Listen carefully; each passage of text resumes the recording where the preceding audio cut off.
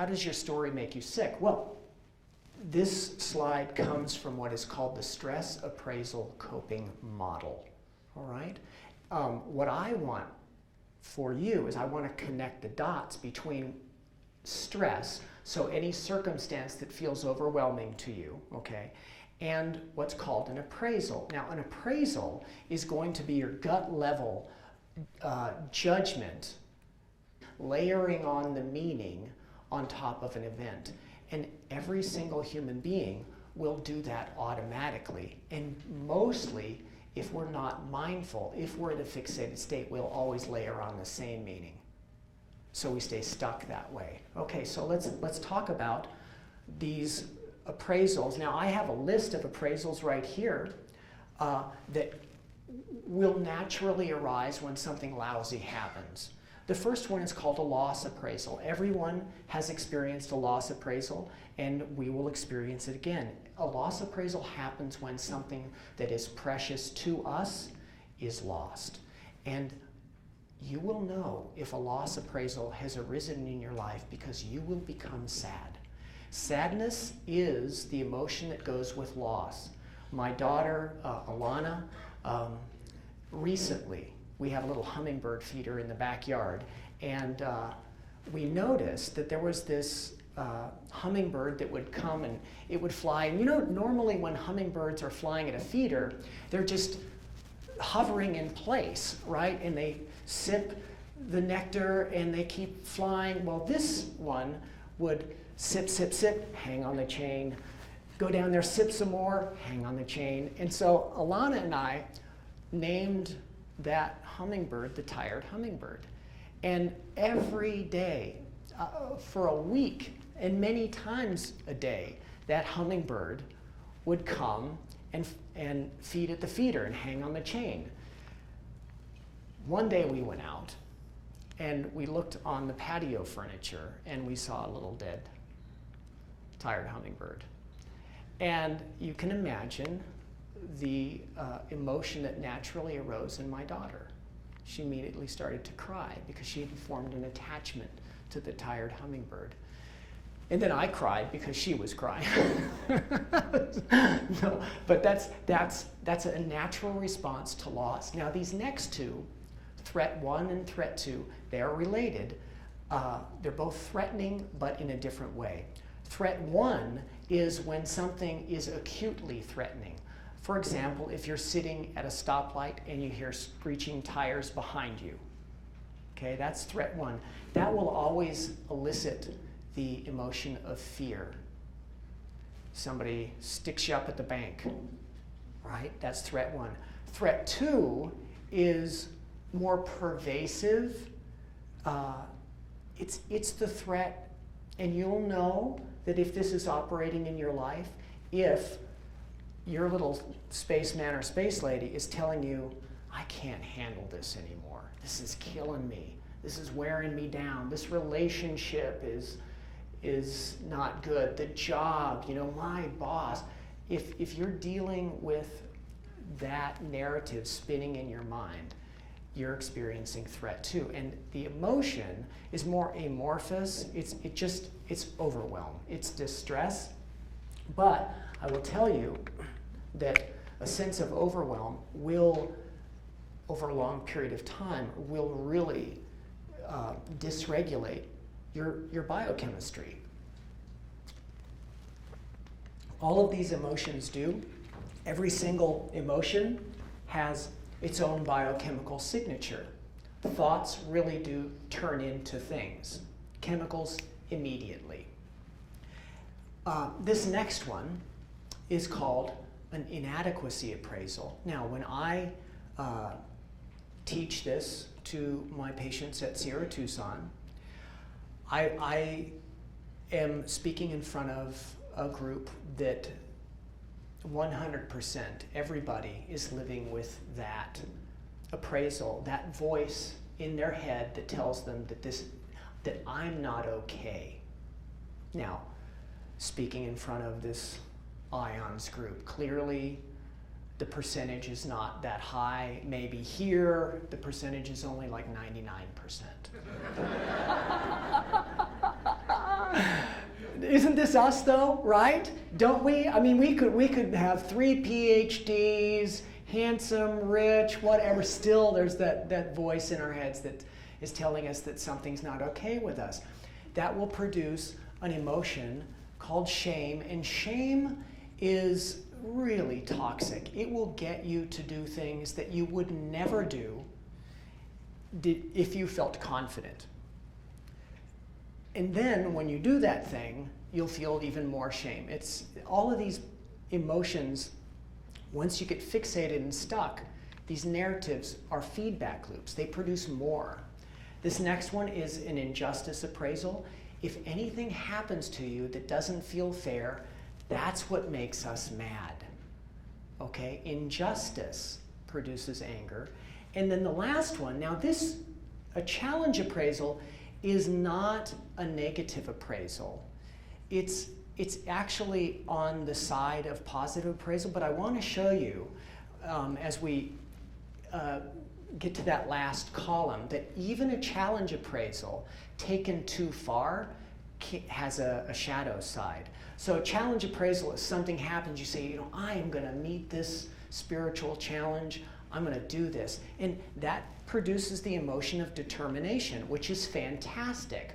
Okay, so now you can see very clearly, and it probably took 6 PhDs to figure this out, but it's absolutely intuitive that contexts that we live in produce narratives that live in our head, okay? And that those narratives then will produce emotions that go with them, okay? And the emotions will change our biochemistry. All of that is proven. Okay, so now what I'm going to do is I'm going to connect a dot for you now between this Western science of the stress appraisal coping model and an ancient concept of karma. Now I know this group, everybody has heard of karma before, but let's update our understanding, okay? So karma means action, and the idea is that if you do certain actions, you will get results. Does that make sense to everybody? I mean, it's not anything that we don't already expect. We expect that if we do skillful actions, we will get skillful results. If we do unskillful actions, we will get unskillful results, right? Okay, so but the idea of karma goes way deeper than that.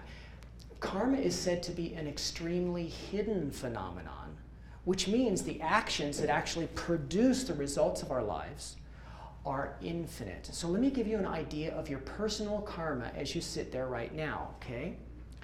Each one of you, so think of your bodies, okay? Think of your body. Now, every single one of our bodies is composed of between 100 and 300 trillion cells.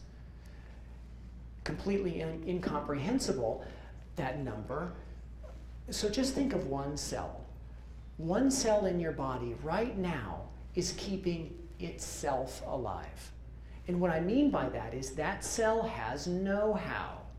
That cell knows how to take the raw materials, the oxygen and nutrients through the membrane into the cell. It knows how to run its metabolism, make its proteins, get rid of the waste. Every cell does that by itself. And in every single moment, millions of chemical reactions are taking place in every single one of your cells. All right, so just do the math, right? Millions times 200 trillion. And how many actions are arising in your mind-body network every single finger snap? Over a quintillion. Okay, so are you in control of that? No, right? It's quintillion actions? No possible way. And so think about this critically, deeply. Right now, every single one of us, fingernails are growing, but nobody grows fingernails. Fingernails grow by themselves. Everybody's heart is beating, but nobody's beating a heart, right? Okay, Saul, are you seeing me right now? Seems like it, right? Well, the truth is, no, you're not. Your karmas are seeing me. Everybody look at me and get in control of the person who makes the decisions over there. Okay? Look at me. Now, try not to see me. And notice that seeing is just happening spontaneously. You can't not see. Okay, now you guys try really hard. I'm going to keep talking, and I want every single one of you to stop understanding English.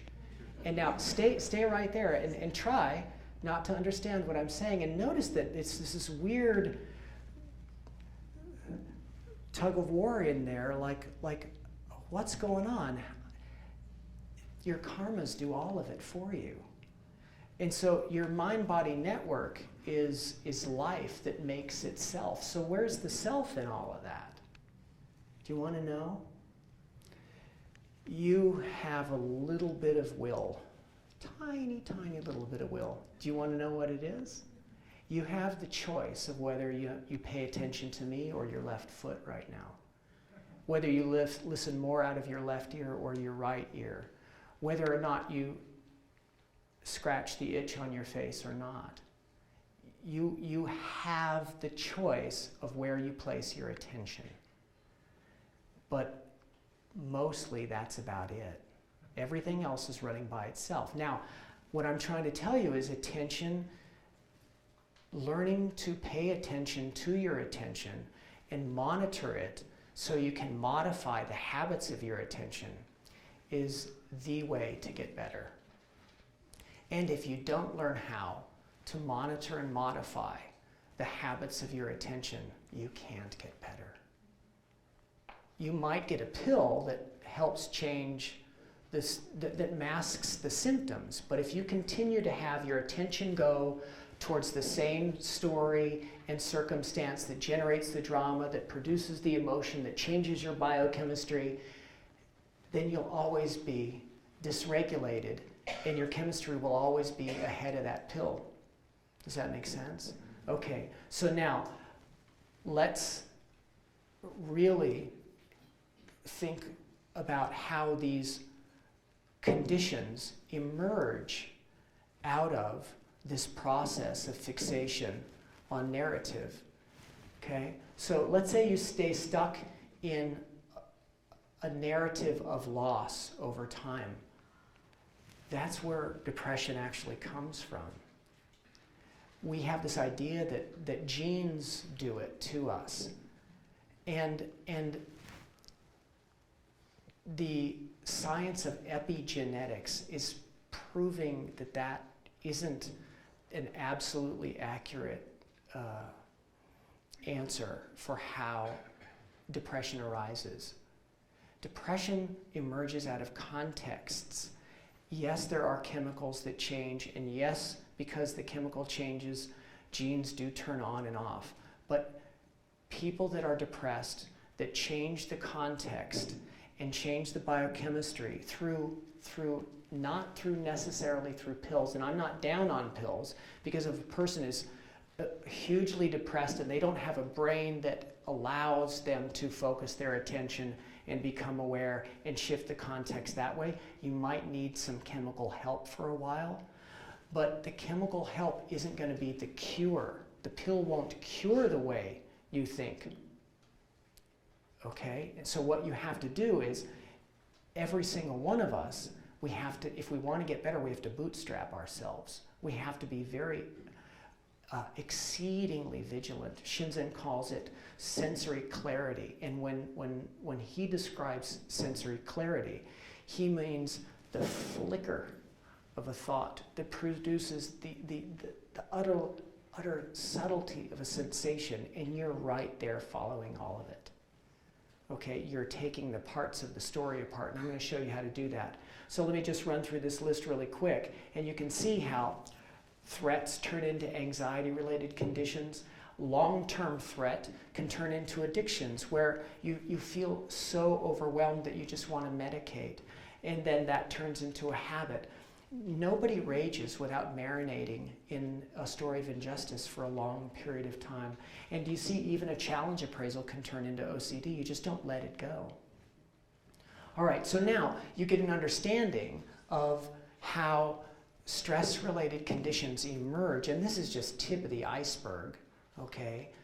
And it's also way more complex than this. I'm just trying to give you a basic understanding. I don't think anybody understands this 100%. It's too complicated. All right, but that gives you an idea. So now what I want to do is I want to talk about how that network, okay? And so I'm going to talk to you guys in the third person, okay? So instead of personally, I'm going to call you guys it, me too, okay? So to take the self out of it. So this thing is running by itself. That's running by itself. And that biocomputer is writing a story. And here's how it writes the story. It finds itself in a context where things are happening. And then it thinks about those things and it feels sensations.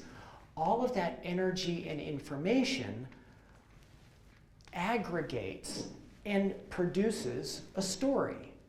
Now, when I say energy and information, I'm not talking about, some like woo-woo kind of a thing. I'm literally talking about photons and sound waves and electromagnetic pulses. Every single movement of energy through this space is carrying information. The whole space is literally suffused with energy and information traveling, and it's changing us. The more we expose ourselves, like just right now, these ideas that I'm expressing to you right now are changing your brain right now. Everything that I'm talking about, if it's new to you or if you have an aha moment, I'm in your head changing your brain. It's psychoactive. Okay, so now let's talk about how the particulars. Let's drill down a little bit. So we have these larger parts: the world, the mind, the body. I've already introduced those to you. Those are the parts, the domains of your awareness. And in the domains of your awareness, smaller parts arise. So in the domain of the world, sights and sounds are really the energy and information that are connecting us. In your mind, you have thoughts. Now, these are Shinzen's. These 6 words are Shinzen's, and I want to give him credit for that. And Shinzen was a fantastic meditation teacher because he taught me as a young meditator these 6 words: sight, sound, talk, image, touch, feel, so I could track where my attention was at any given moment. And William James, the early, very famous, brilliant American psychologist, he said if you don't have a word for something, you really can't interact with it conceptually. And so Shinzen giving me these words, all of a sudden, as I'm meditating, I was able to connect with sight, sound, talk, image, touch, feel as phenomena in my consciousness. So what talk is a thought that is sound-like. And we all have that experience. Anybody have a song stuck in their head ever? That's talk. Okay, but most of the time, the reason Shinzen calls it talk is most of the time we walk around and it's the narrator, right? It's the sense of self talking to you. Those are sound-like thoughts, we'll call those talk. But we also have picture-like thoughts. If I say Eiffel Tower to you right now, that's a picture-like thought. That Shinzen called image. When you're meditating, you can, when you have these 2 words, your consciousness is more aware when the thought, talk, or image arises. Instead of it taking you away, you can be like, oh, talk. Oh, that's image. And you stay there meditating instead of meditating and being carried away by the narrative. And then these last 2, this one, touch, that is a word that represents all physical type sensations. So warmth, coolness, tingling, pressure, pain, itches, joint position, sense. That's all touch. Body messages about your body. Feel is a word that describes emotional type sensations. So if if you're really sad and you get a lump in your throat, that's a feel sensation. It's not telling you about your trachea, it's telling you you're sad. Okay? Now, let's put all 6 of these together. Basically, these 6 are the alphabet that produce the words and the sentences and the paragraphs and the chapters of your story. The whole network aggregates it all, and it produces the sense of self. Now notice as you look at me right now that there is a very strong sense of self sitting there, and notice that that sense of self is now emerging as a result of these sights and sounds, thoughts and sensations. That's producing the sense of self. Now, every sense of self is going to be a pattern. It's going to run a certain way. It's going to see itself and the world a certain way. It's encoded based on what you've done in the past and what you want for yourself in the future. Your beliefs about what you can and cannot have. The relationships that you've established. You know, it really is the core of what we identify with. Now that core, that sense of self, again, like I'm saying, it's a repetitious pattern, and if that core self is stuck in a narrative of one of those negative appraisals, that's where the stress-related illness comes from. Okay, so now, notice that that network is made of parts that is producing a whole. So the sense of self, that's a whole. Now watch what happens when I take the parts apart. The sense of self disappears. Okay? So I'm going to show you that phenomena again, very simply. What's this? It's a cup, okay? Now a cup, just like a sense of self, is a constructed thing. Okay? And there is a cup here because parts came together. But if I take the parts apart, so there's one part, that was a handle, right? What is this now? It's really nothing, right? Like the meaning went away, so strange, because when it was attached, it was handle, and now all of a sudden the meaning instantaneously went away. But this is still a cup, right? Until I do this. And then, now notice, so now we deconstructed it. There is no cup here. The cup, in order for there to be a cup, you have to do 2 things. Okay, let's say I'm Fred McMurray. And for those of you who are old enough, you'll get that reference. And I've got some flubber. And I just put those parts together. That's the first thing that you have to do for the cup to come back. And everybody really gets that, you know. But there's a second thing that you have to do that very few people really get. And the second thing is you have to say so. And you know when you said that this was a cup? Way before you came here. Your mom and your dad, when you were just a little baby, they'd show you something like this and they go, this is a cup. You go, cup? It's a cup. Cup? Yes, it's a cup. And then it stuck, and every time for the rest of your life, you saw something that looked like this, it's just cup. And you really think that this is a cup until you start to look more deeply.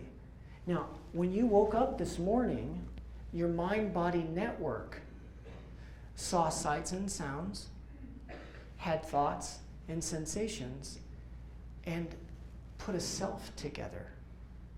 And nobody questioned it because it's happening by itself. So we are going to, right now, this huge group of people, we're all going to, big if you pay attention. So monitor your attention. What I want you to do right now is I want you to say to yourself, I want you to say, I'm going to do this. And bring a little effort. I know it's late on a Friday night. I'm almost done. But the meat and potatoes is right now. If you're going to get anything out of this talk, let me lead you into this state, because if you can get here and you get an inkling of it, you can go farther, okay? So what we're going to do is we're going to take the parts apart very systematically, and we're going to consciously try to focus on the space. The objects won't go away, but you will become much more aware of the space of your mind. And when you get there, don't question it, just allow it. So what we're going to do is we're going to place our attention and open our awareness. When I press this button again, there's going to be a little blue dot right there. There's nothing magical about that blue dot. It's just a place to put your attention. Keep your attention right there. And keep your body as utterly still as possible, and let me lead you. Okay, so eyes open, please. And look at that blue dot.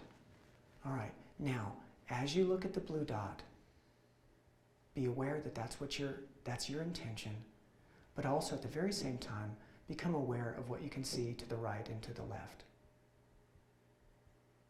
See the ceiling, see all the people around you. See the whole space, even though your attention is just on the blue dot. So there's a local attention, there's a global awareness. Now open your ears exactly the same way. Measure the space of the room with your hearing sense. Reach out with your ears and touch each wall right and left.